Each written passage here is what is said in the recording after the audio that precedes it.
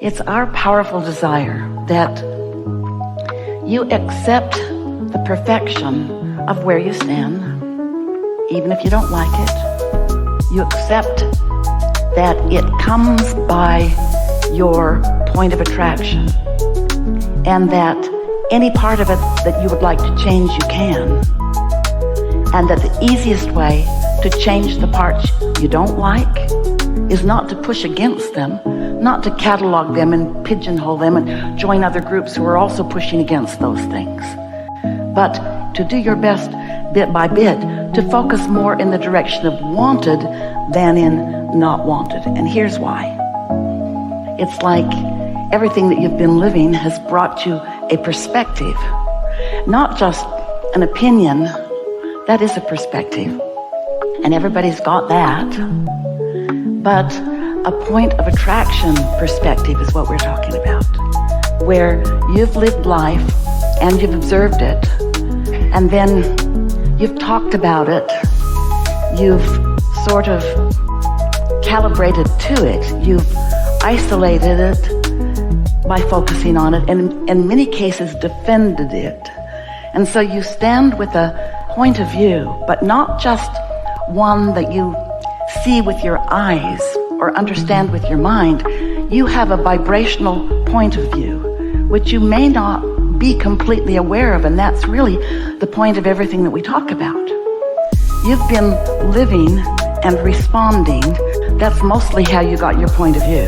A sort of knee-jerk reaction is what most people's point of view is about. And so sometimes when you're noticing things that you don't like, that you sort of don't like or really don't like, most humans develop a stance of pushing hard against that, not realizing that when you do that, it accentuates that point of view and makes that point of view more of what comes to you.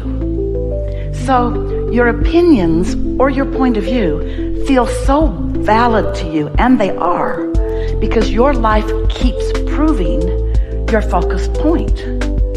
If you think that, if you believe that, the law of attraction keeps bringing you things like it, not because it's what you want, but because it's what you've been focused upon, and it's what you're offering vibrationally.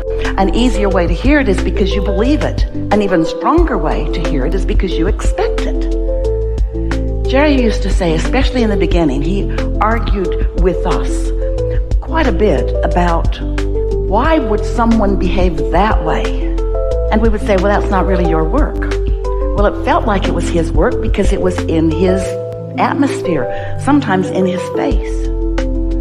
And the point he argued the most often was, I didn't really expect that person to behave that way until I observed their behavior. And then I expected it. And so his point, he didn't get far with it because we're stubborn. His point was, it showed itself to me before I believed it.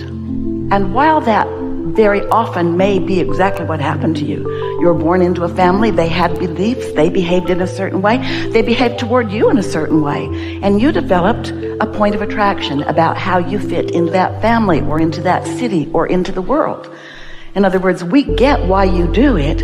We just want you to remember that there is another way that you can be in this world.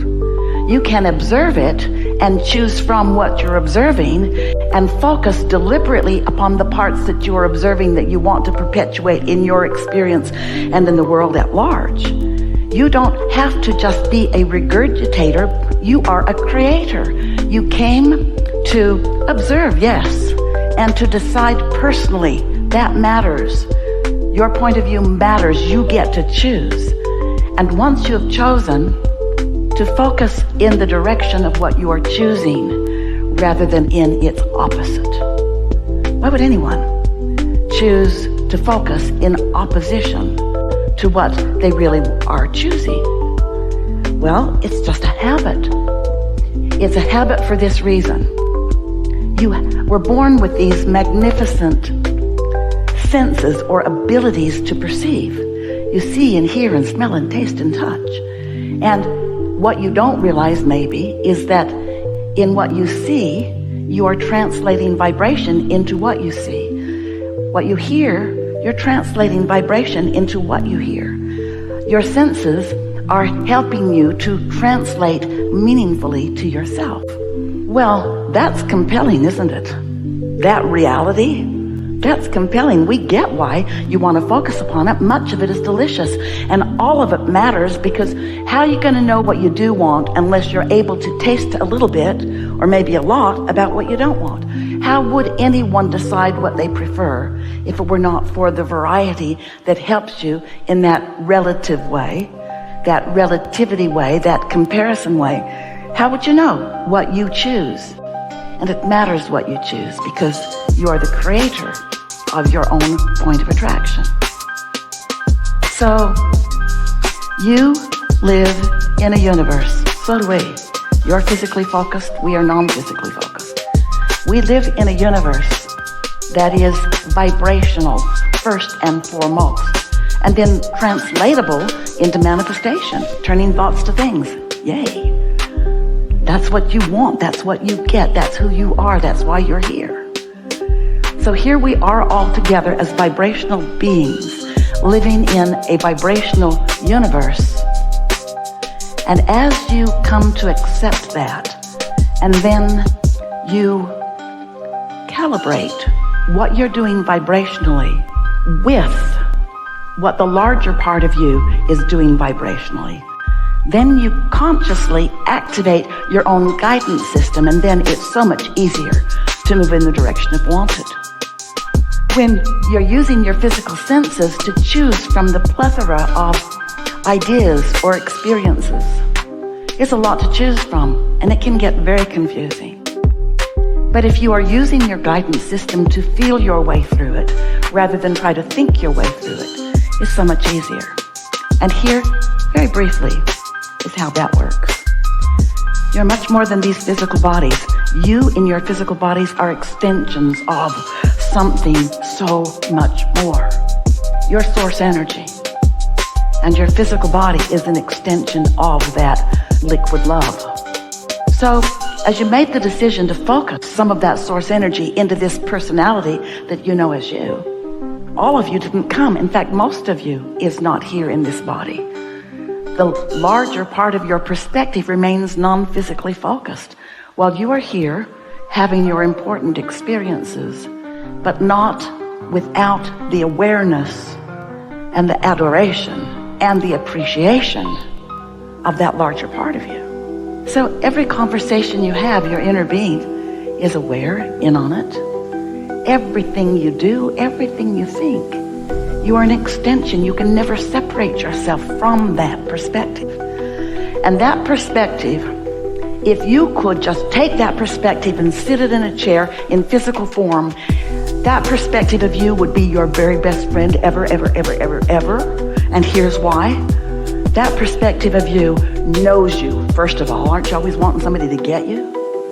Knows you, adores you, roots for you, knows the ever-changing life experiences that you're going to live, and supports you in everything that you do, knowing that you can't get it wrong and that you never get it done. And so that non-physical part of you is having a vibrational response to whatever it is that you are about in any moment in time, as are you. And your emotions are your indicator of how close in understanding you are with your inner being about the very thing that you're focused on.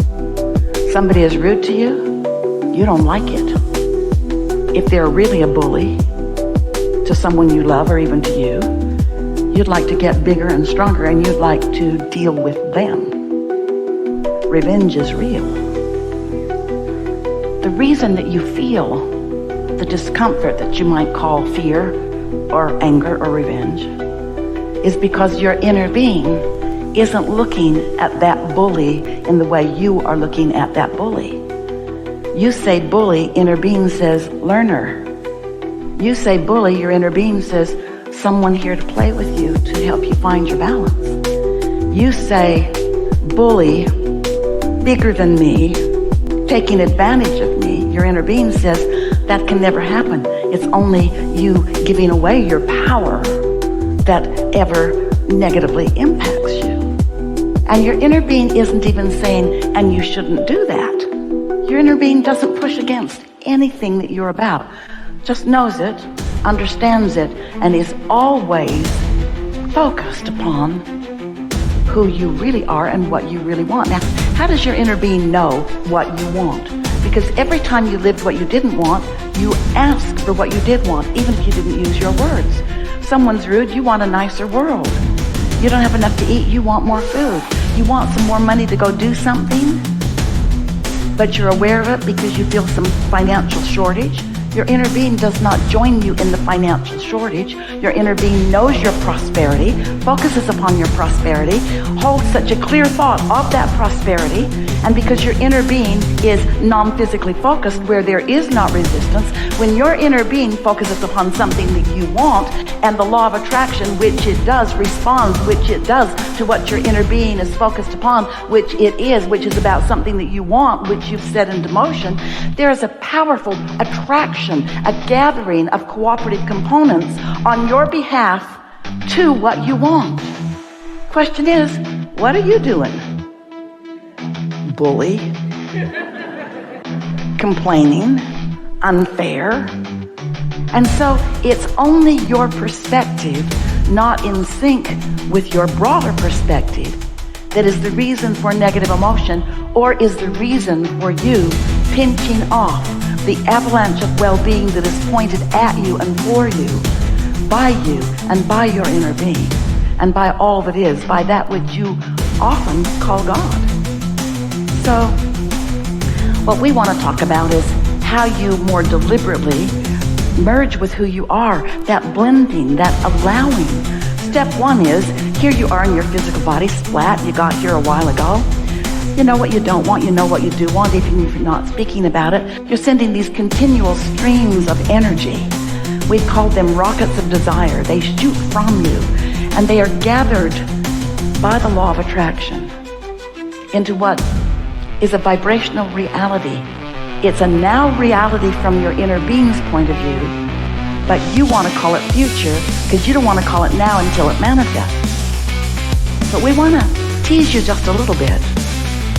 That new car may not be in your garage yet, so you want to call it future, but your excitement about it is now, isn't it? Or your discouragement about not having it is now.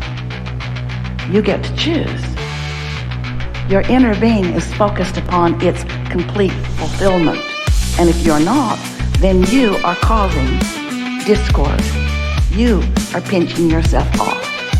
So that's how it works. Step one is contrast helps you to ask. Step two is the law of attraction and your inner being get all over what you've asked for. Go to work focusing, and the law of attraction does its gathering of cooperative components, and things are set into motion. If you could see it.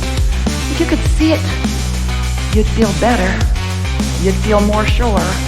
It might take away the surprise factor. We don't want to give you a spoiler alert, but there's good stuff waiting for you. You just got to chill. Step three is chill. Step three is look for reasons to feel good, and when you find one, focus on it long enough that it gets some momentum.